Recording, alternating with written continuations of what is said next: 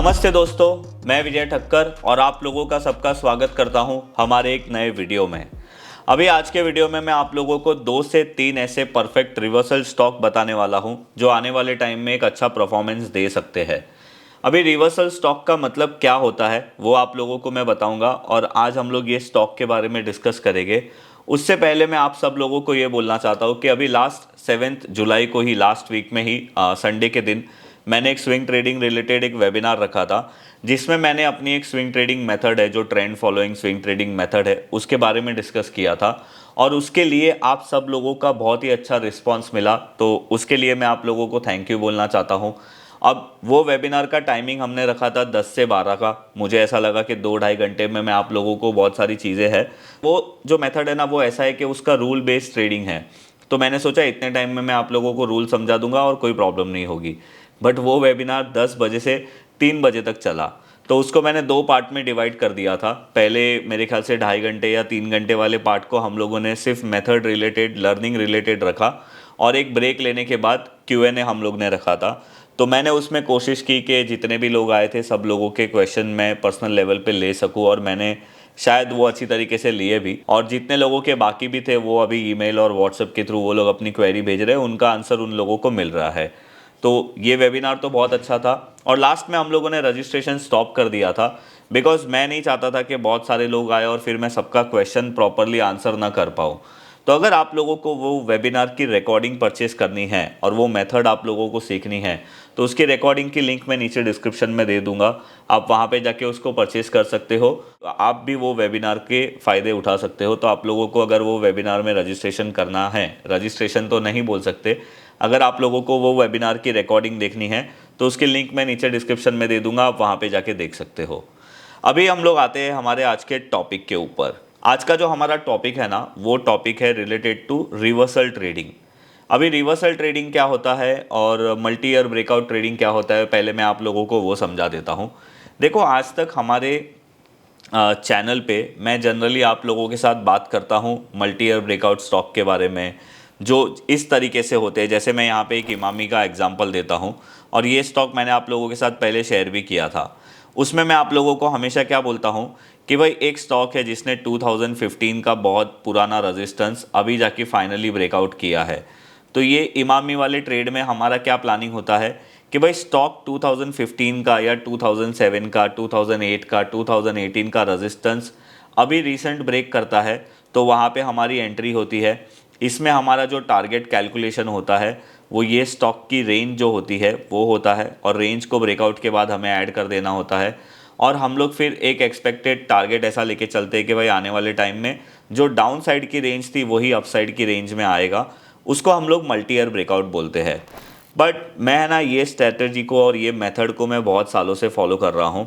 तो मेरे दिमाग में एक दिन ये ख्याल आया था कि भाई कभी ना कभी जब ये stock all time high break करते हैं, तो ये स्टॉक जब नीचे से चलते हैं तो कहीं ना कहीं पे तो ये डाउन साइड में भी तो ब्रेकआउट देते होंगे ना, कि ऑल टाइम हाई बाद में ब्रेक करते हैं। पहले डाउन साइड में तो कहीं ना कहीं छोटा ब्रेकआउट आता होगा, उसके बाद ये एक लंबी जर्नी पूरी करते हैं। तो वो मेथड को मैंने रिवर्सल ब्रेकआउट का नाम दिया है, जिसमें एक स्टॉक समझो, मैं अभी आप लोगों को यहाँ पे एग्जांपल देता हूँ, जिसमें कॉन्सेप्ट ये है कि हम लोग मान के चलते हैं कि ये जो मैंने ब्लैक लाइन बनाई है ये एक बहुत ही मल्टी ईयर बड़ा रेजिस्टेंस होता है और स्टॉक फिर बहुत सालों के लिए इतना नीचे गिर जाता है।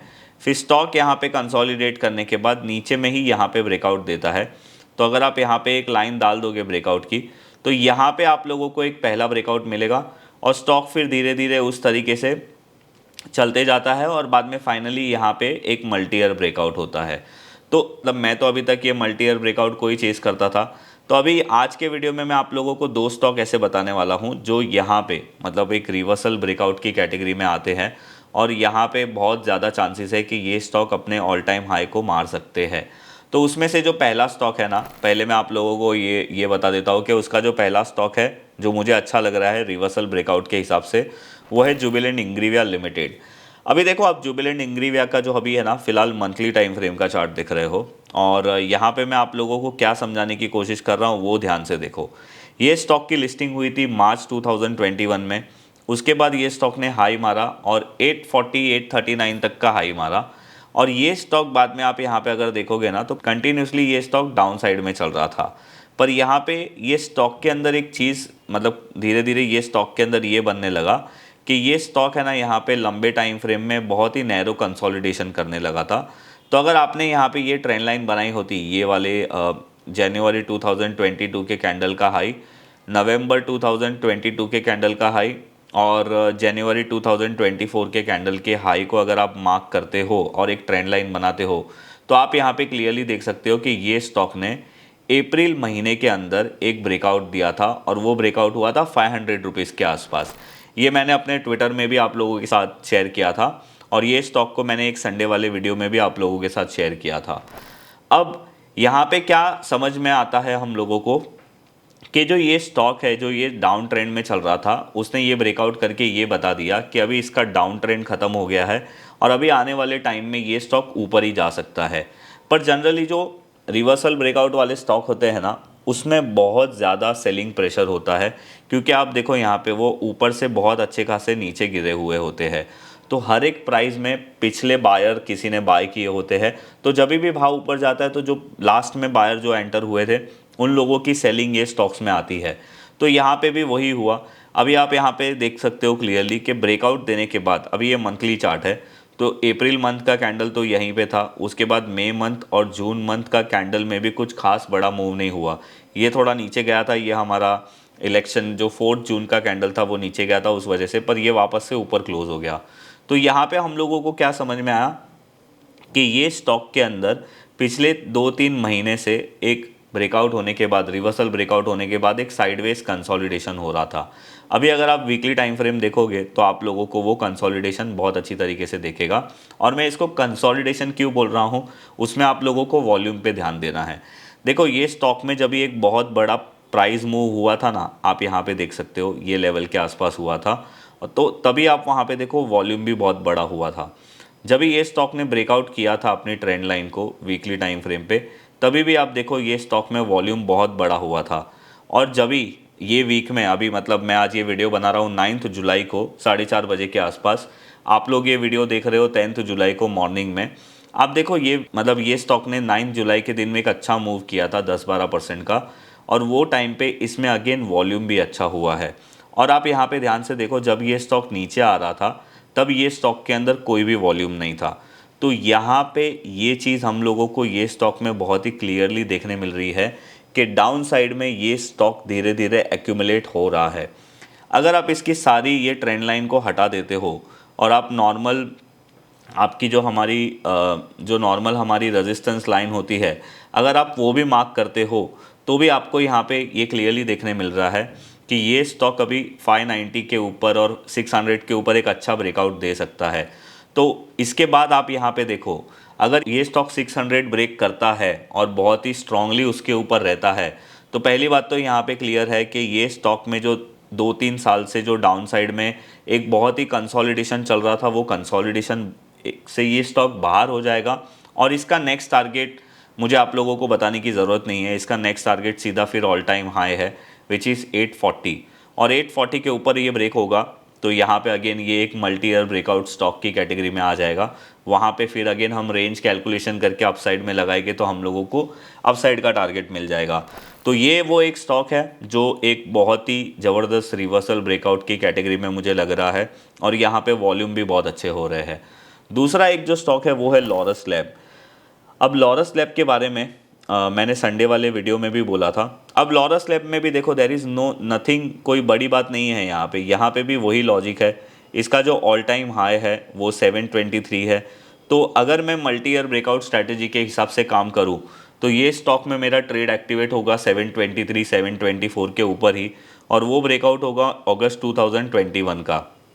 बट अगर आप यहाँ पे ध्यान से देखोगे, अभी आप लोग लॉरस लैब का वीकली टाइम फ्रेम का चार्ट देख रहे हो, तो आप लोगों को यहाँ पे ये देखने मिलेगा कि कंटिन्यूसली वीकली टाइम फ्रेम पे ये स्टॉक डाउन साइड जाने के बाद यहाँ पे देखो एक इक्वल रेजिस्टेंस ये स्टॉक ने बनाया था 460 के आसपास।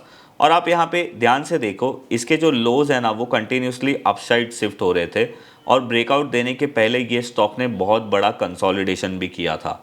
और सबसे ज़्यादा इम्पॉर्टेंट चीज़, इसका आप ब्रेकआउट कैंडल देखो, कितना स्ट्रॉन्ग ब्रेकआउट कैंडल है, और वो कैंडल के अंदर इसमें वॉल्यूम भी अच्छे हुए थे।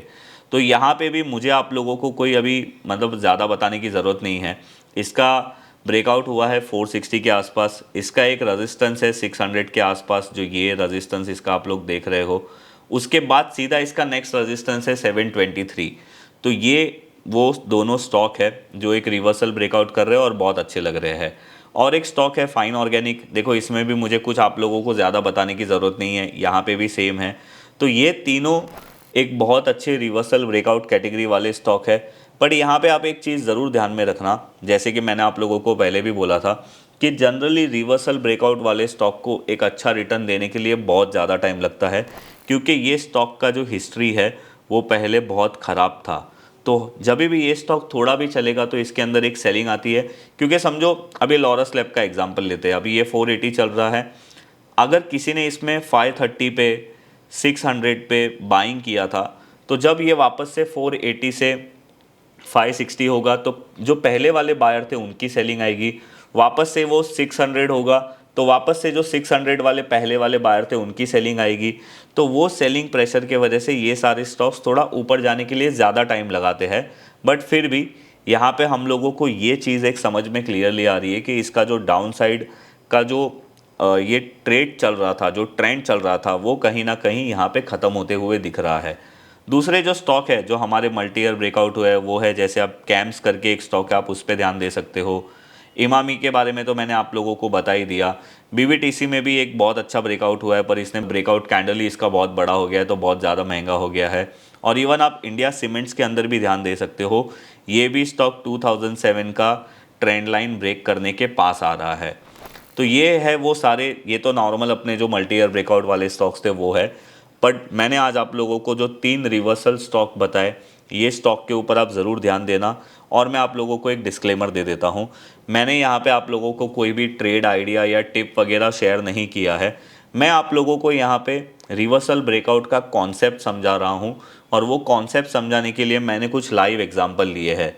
अब मुझे अगर आप लोगों को कोई मेथड समझानी होगी तो मैं बिना स्टॉक तो नहीं समझा सकता ना, मैं ऐसे तो नहीं समझा सकता ना ये लाइंस बना के कि देखो भाई ऐसे होता है, ये होता है मल्टी ईयर ब्रेकआउट, और अगर रिवर्सल ब्रेकआउट की हम बात करेंगे तो ये होता है रिवर्सल ब्रेकआउट। तो मैं ऐसे नॉर्मली लाइंस बना के तो समझा नहीं सकूँगा, और अगर समझाऊँगा अभी तो भी आप देखोगे नहीं, बोलोगे क्या मजाक चल रहा है। तो इसलिए मैंने ये स्टॉक्स के एग्जाम्पल शेयर किए हैं। पर इसमें अगर आप लोगों को बाइंग या सेलिंग कुछ भी करना हो ना, तो आप अपना एनालिसिस ज़रूर करिए, उसी के बाद कोई भी डिसीजन लेना। बिकॉज मेरा व्यू गलत भी हो सकता है, मैं आप लोगों के साथ मेरा एक्सपीरियंस शेयर कर रहा हूँ। तो बस ये था हमारा आज का ये वीडियो। और हाँ, अगर आप लोगों ने हमारा स्विंग ट्रेडिंग का वेबिनार मिस कर दिया है तो भी आप चिंता मत करिए, आप उसकी रिकॉर्डिंग परचेज कर सकते हो। उसकी लिंक मैं नीचे डिस्क्रिप्शन में दे दूंगा, आप वहाँ पे जाके ज़रूर उसकी रिकॉर्डिंग परचेज करिए और मुझे बताइए कि अगर आप लोगों ने वो वेबिनार ज्वाइन किया था तो आप लोगों का एक्सपीरियंस कैसा था। अगर आप लोगों को आज का ये हमारा वीडियो पसंद आया है तो आप हमारे वीडियो को लाइक और हमारे वीडियो को शेयर ज़रूर करिए। और अगर आप हमारे चैनल पर नए हो तो आप हमारे चैनल को सब्सक्राइब ज़रूर करिए।